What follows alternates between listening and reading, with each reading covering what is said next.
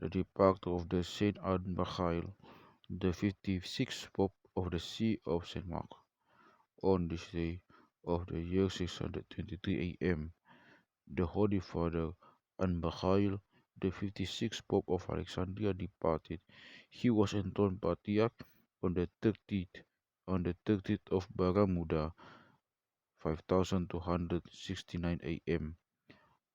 This father was noble qualities, nevertheless a great sorrow came upon him. Pope Cosma II built a church on the name of Saint Ephthalmaos in the city of Danusser, which was under the jurisdiction of the Bishop of Sakha. The people of Danusser decided to invite the Patriarch Anba Mikhail and some of the neighboring bishops to consecrate this church, but the Bishop of Sakha was not pleased with this idea. When they did against his wish, and the father the patriarch along with the bishops came, this bishop refused to stay and he left the church pretending that he was going to check on the mayor. When the bishop did not come back and the time to start the service had passed, the bishops and the elders asked the father the patriarch begin the service.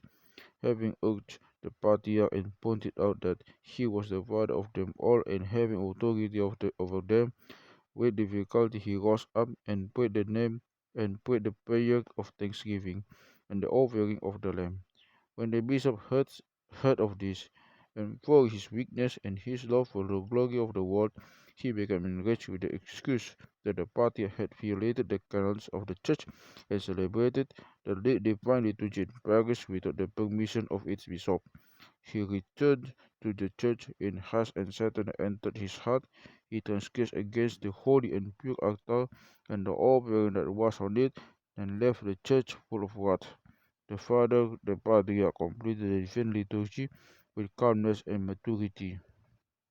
On the following day, the patriarch held a council from the bishops who were with him, the priests and the scholars, and they excommunicated this bishop and appointed another in his stead. The bishop became furious, Satan entered his heart, and he went to the governor of Egypt, Ahmad ibn Tolon, and told him, "The party is very wealthy, and his churches and are filled with vessels in gold and silver. This governor was preparing to go to war and funds needed funds to finance these preparations. He called the patriarch and demanded the church funds and its vessels, but the patriarch refused.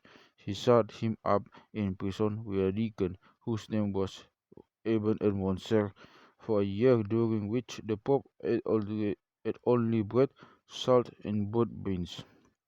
John and Moses, the two scribes of the governor, agreed with the scribes of the governor's minister John and his son Macarius to free the father the patriarch, and they asked the minister's help, who agreed to the request.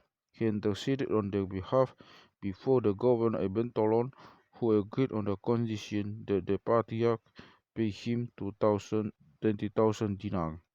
The party wrote a promissory note to pay the amount of on two installments, the first after one month and the second after 4 months, and this day he was able to leave the prison.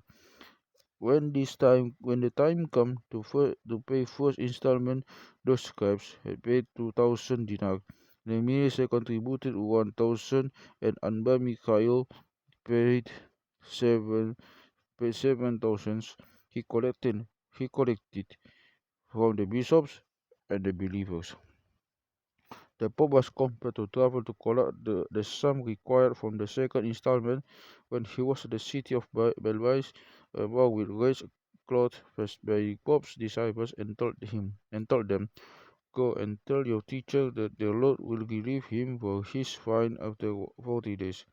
When the father heard that, he sent for that monk, but they could not find him.